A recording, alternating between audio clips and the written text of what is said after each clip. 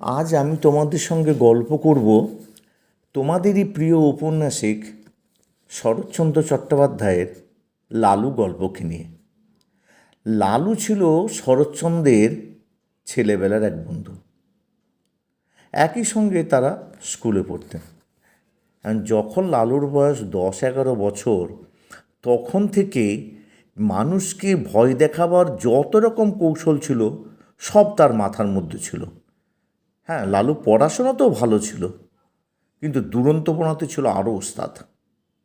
এমনকি তার মাকেও পর্যন্ত ভয় দেখাতে ছাড়ত না। একবার কি হয়েছে, একটা রবারের সাপকে নিয়ে তার মায়ের সামনে ফেলে দেয়।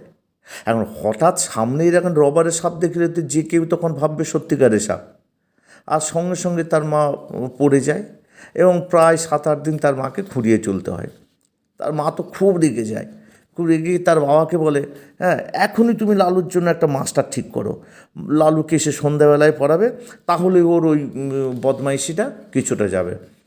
লালুর বাবা বলল যে না না না, ওটা এখন সম্ভব না। তার কারণ হচ্ছে যে আমি এরকমভাবে কষ্ট করে মানুষ হয়েছি, আজকে আমি এরকম বড় উকিল হয়েছি, আমার ইচ্ছা যে আমার ছেলেও ঠিক ওই রকমভাবেই সে বড় হবে। আর এছাড়া লালু তো পড়াশোনায় ভালো, ও তো প্রথম হচ্ছে। এখন লালুকে বলে দিল, দেখো, ও যদি কোনো দিন ক্লাসে প্রথম না হয়ে দ্বিতীয় হয়, আমি কিন্তু তখন মাস্টার রাখবো। আর লালু মনে করতো যে বাড়িতে মাস্টার ডেকে আনা আর পুলিশ, এই দুটোই যেন সমান। লালু ভাবলো, দাঁড়া, হ্যাঁ, মাকে বলল যে ঠিক আছে, তুমি মাস্টার ডেকে আনার কথা বলেছো তো, ঠিক আছে, আমি যদি আবার সুযোগ পাই না, এর প্রতিশোধ নিতে ছাড়বো না। একবার কি হলো যে লালুর মা তার গুরুদেবকে বলল যে আপনি আমাদের বাড়িতে একটু গিয়ে যদি পায়ের ধুলো দেন, তাহলে আমার বাড়িটা ধন্য হয়। লালুরা মোটামুটি ভালো অবস্থাপন্ন ছিল, হ্যাঁ, যে পুরনো বাড়িটা ভেঙে দিয়ে তেতলা বাড়ি করেছে। আর লালুর মা ভাবলো যে যদি গুরুদেবের পায়ের ধুলো বলে, তাহলে আমার বাড়িটা ধন্য হয়ে যাবে। কিন্তু গুরুদেবের বয়স তো বেশ হয়ে গেছে। তিনি বললেন, না বাবা, আমি এত দূর, সেই ফরিদপুর অত দূরের জায়গা, ওখান থেকে আমি তোমার বাড়িতে যেতে পারবো না। কিন্তু একবার কি হয়েছে, ওই লালুর মায়ের গুরুদেব আর কি স্মৃতিরত্ন, সেই সূর্যগ্রহণ উপলক্ষে কাশি আসছেন, আর তিনি ফেরার পথে বললেন যে নন্দরানীকে আশীর্বাদ করে যাবেন এবং তার বাড়িতে যাবেন। হ্যাঁ, লালুর মায়ের তার আনন্দ ধরে না, গুরুদেব আসবে, গুরুদেবের পায়ের ধুলো পড়বে, তাহলে বাড়িটা পবিত্র হয়ে উঠবে। হ্যাঁ, ঘরে একদম বিছানাপত্র থেকে খাট পালঙ্ক সব সাজানো গোছানো, নিচের ঘরে গুরুদেব থাকবে, কারণ বয়স্ক মানুষ ওপরে উঠতে পারবে না, একতলাতে সব থাকার ফাঁকার সমস্ত, এমনকি পুজো আহ্নিকের জায়গা, ঠাকুরঘর সব করে দেওয়া হলো। এখন গুরুদেব যেদিন এলেন সেদিন মুষলধারে বৃষ্টি। হ্যাঁ, সেই ঝড় বৃষ্টি ফিষ্টি নিয়ে সেই সমস্ত কিছু করে গুরুদেব এলেন। কিন্তু লালুর মা তো গুরুদেবের যত্নার্থী, কোনো রকম ত্রুটি রাখলেন না। হচ্ছে খাওয়ানো দাওয়ানো সব কিছু করে সন্ধ্যেবেলায় গুরুদেবের ভালো করে বিছানা টিছানা করে দিয়ে গুরুদেবকে মানে বললেন তাকে শুতে যাওয়ার ব্যবস্থা, চাকর বাকরদের সমস্ত কিছু লাগিয়ে সমস্ত ঠিকঠাক করে দিয়ে, হ্যাঁ, তিনি গুরুদেবকে শুতে যাওয়ার ব্যবস্থা করে দেন। আর গুরুদেবও দেখলেন যে খুব ভালো নরম বিছানা টিছানা, এই সমস্ত দেখে আর যত্নার্থীরও দেখেছে না, কোনো ত্রুটি রাখেনি। গুরুদেবও খুব মনে মনে খুব খুশি হলেন এবং নন্দরানীকে আশীর্বাদও করলেন। কিন্তু হয়েছে কি, একটু রাত না যেতে না যেতেই দেখছে যে গুরুদেব দেখছে তার পেটের উপরে জল পড়ছে। হ্যাঁ, ভাবছে বোধহয় হঠাৎ এমনি কোথা থেকে জল, কিন্তু সেই জলটা তো মারাত্মক ঠান্ডা। তাই ভাবছি কি ছাদ ফেটে জল পড়ছে নাকি। তিনি যেহেতু খাটটা একটু হালকা খাট, ফিতের খাট, সুতরাং তিনি সহজে ওটাকে সরিয়ে নিয়ে একটু মাঝখান দিয়ে গেলেন, কিন্তু সেখানেও গিয়ে দেখছে না পেটের মধ্যে জল। তখন তিনি ভাবলেন যে বোধহয় পশ্চিমের কড়া রোদে নন্দরানীর বাড়ি ভালো করেছে বটে, কিন্তু হয়তো পুরো ছাদটায় ফেটে গেছে, কি করা যায়। হ্যাঁ, তখন তিনি একবার ঘরের এদিক ঘরের ওদিক করলেন, যেখানেই যায় সেখানে দেখছে তার পেটের মধ্যে জল। তখন তিনি কি করলেন, যে বাইরে বেরিয়ে এলেন, দেখলেন যে বিছানাটাও ভিজে গেছে, যে শোবার কোনো রকম জো নেই। আর ভয়ও পেলেন যে যদি ছাদ ভেঙে মাথায় পড়ে যায়, ভয়ে ভয়ে দরজাটা খুলে বাইরে এলেন। বাইরে এসে তিনি ভাবলেন যে চেঁচিয়ে কাউকে ডাকবেন। হ্যাঁ, অনেকক্ষণ ধরে তিনি চিৎকার করে ডাকলেন, কারো কোনো সাড়া পেলেন না। পাশে দেখলেন যে একটা বেঞ্চি আছে, তিনি চুপচাপ গিয়ে বেঞ্চির মধ্যে যে পাটা তুলে শুয়ে পড়লেন। ভাবলেন যে যাকে রাতটা হয়তো এইভাবেই কাটানো যাবে।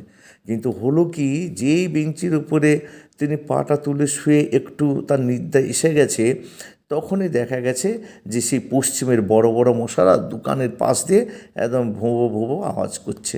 চোখের পাতা কিছুতেই তিনি ফেলতে পারছেন না। তাই এই তখন আবার এই দিক ছোটা ও দিক ছোটা, এই শীতের মধ্যে মানে এই ঠান্ডা জল পড়েছে, বাইরে ঠান্ডা হাওয়া দিচ্ছে, শীতের মধ্যেও তিনি ঘামতে শুরু করলেন। ইচ্ছা হচ্ছিল যে চিৎকার করে কাউকে হয়তো ডাকেন, কিন্তু ভাবছে যে এইভাবে চিৎকার করে ডাকলে হয়তো লোকে বিব্রত হবে, তাও তিনি কোনো কিছু করলেন না। তিনি এদিকে ওদিকে ঘুরছে, মশার উপর দেবে কোনো ক্রমে টিকতে পারছে না। এই করতে করতে দেখছে ঘড়িতে 4টের আওয়াজ শোনা গেল। তখন তিনি নিজে ভাবলেন যে মশাগুলোকে মনে মনেই বললেন যে পারিস, যতটা পারিস কামড়া, আর তো আর কোনো কিছু আমার করার নেই। তিনি এবারে গিয়ে একটা কোণের মধ্যে গিয়ে যত সম্ভব মানে পিঠটাকে দেয়ালে লাগিয়ে চুপচাপ একটুখানি বসে রইলেন। আস্তে আস্তে কখন নিদ্রা হয়ে গেছে তিনি আর বুঝতেই পারেন না। এদিকে নন্দরানী ওই লালুর মা ভোর না হতেই ছুটে এসেছেন যে না, গুরুদেবের পরিচর্যা করতে হবে, কালকে তো তিনি কী জলগ্রহণ করেছেন না করেছেন ঠিক মতো নেই, তাও গুরুদেবকে খাইয়ে তিনি তৃপ্তি পান না। আজকে দিনের বেলায় তিনি নানা উপাচারে গুরুদেবেরকে ভরিয়ে তুলবেন। কিন্তু ঘরে এসে দেখছেন গুরুদেব কোথায়, খাটটা কোথায়? দক্ষিণ দিকের খাট, উত্তর দিকে ক্যাম্বিসের ব্যাগটা জানলা ছিঁড়ে মাঝখানে, আসন কোষাকুষি সব এলোমেলো, কিছুতেই বুঝতে পারছে না। যে বাইরে এসে চাকরদের তিনি ডাকাডাকি করলেন, কিন্তু তখনও তো তারা ওঠেনি। প্রথমেই তিনি ভেবেছিলেন যে গুরুদেব কি তার আগে উঠে চলে গেছে, তিনি লজ্জা পেলেন। কিন্তু তারপরে ভাবলেন যে গুরুদেব গেলেন কোথায়। আলো অন্ধকারের মধ্যে চারদিকে খোঁজাখুঁজি করতে লাগলেন। গিয়ে হঠাৎ তার মনে হলো ওই কোণের মধ্যে কি একটা আছে দেখি। দিয়েই তিনি তখন ভয়ে কুঁকড়ে গিয়ে তিনি গুরুদেবকে সাহসে ভর করে চিৎকার করে ডাকলেন, ঠাকুরমশাই, ও ঠাকুরমশাই। তখন সেই স্মৃতির রত্নের আর কি ঘুম ভেঙে গেল। ঘুম ভেঙে যাওয়ার পরে যে তিনি যেন একটু সোজা হয়ে দাঁড়ালেন। তখন তো নন্দরানী লজ্জায় ভাবনায় কি হয়েছে, কেন তিনি এখানে এরকমভাবে আছে হচ্ছে, তিনি কেঁদে ফেলার উপর। ঠিক স্মৃতিরত্ন বলে উঠলেন, মা তুমি ঘরটা করেছো বটে, বড় রকমের ঘর, কিন্তু তোমার পুরো ছাদ ফাটা। ঘরের মধ্যে আমি যেখানেই শুই সেখানেই আমার পেটের মধ্যে জল পড়ে। এই ঘর থেকে এই জায়গা থেকে ওই জায়গা, ওই জায়গা থেকে এই জায়গায় যেখানেই যাচ্ছি সেখানেই তো পেটের মধ্যে জল পড়ছে। আর তারপরে বাইরে বেরিয়ে এসছি, এই পঙ্গপালের মতো ডাঁস ডাঁস মশা ঝাঁকে ঝাঁকে আমাকে খেয়ে ফেললো, বোধহয় আমার রক্ত একটু বাকি নেই। যে এই বয়স্ক গুরুদেবের অবস্থা দেখে নন্দরানী তো চোখ ছলছল করে উঠল, কেঁদে ফেলার মতো উপক্রম।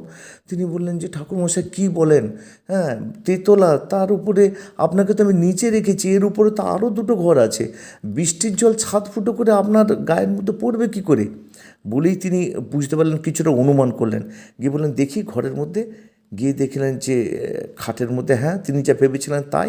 গিয়ে দেখলেন যে সেই খাটের এর মধ্যে একটা চাদরের মধ্যে সেখানে একটা করে বরফের টুকরো বেঁধে রেখেছে। বুঝতে পারলো যে এটা লালুরই কাজ হচ্ছে। চিৎকার চেঁচামেচি করে তিনি মানে হাত ফাটিয়ে দিলেন। তিনি হারামজাদা এলো কোথায়, চাকরদের ডেকে বললেন তুমি যেখান থেকে পারিস ওকে মারতে মারতে ধরে নিয়ে আয়। এবং গুরুদেবের সামনে তো নন্দরানী সব কথা বললেন। গুরুদেব তখন নিজে নির্বুদ্ধিতায় হো হো করে হেসে উঠলেন। আসলে কিছুটা তিনি নিজে অপদস্থ হয়েছেন, আর কিছুটা হয়তো দেখা গেছে নন্দরানীর ওই সান্ত্বনা দেওয়ার জন্য হয়তো দেখা গেছে যে মুখে হাসি আনতে বাধ্য হয়েছেন, এরকম একটা অবস্থা হয়েছে। লালুর বাবা তো নির্বিকারভাবে চুপচাপ দাঁড়িয়ে রইল। এদিকে লালু চলে গেছে। লালু ব্যাপারটা বুঝতে পেরেছিল যে যদি মায়ের হাতে আমি এই মুহূর্তে ধরা পড়ি তাহলে তো একটা মার বাদ যাবে না, সুতরাং মাসি বাড়ি চলে যায়। আর মাসিও বুঝতে পেরেছে লালু যা কাণ্ড করেছে এর মা তো ছেড়ে কথা বলবে না, কারণ অনেক কষ্ট করে গুরুদেবকে এনেছে, আর সেখানে গুরুদেবকে এইভাবে অপমান। সুতরাং লালু ওখানেই রয়ে গেল।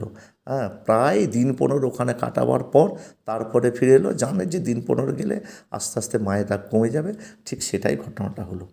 তাহলে তোমরা গল্পটা বুঝতে পারলে, কীরকম গল্পটা তোমাদের লাগলো বলো।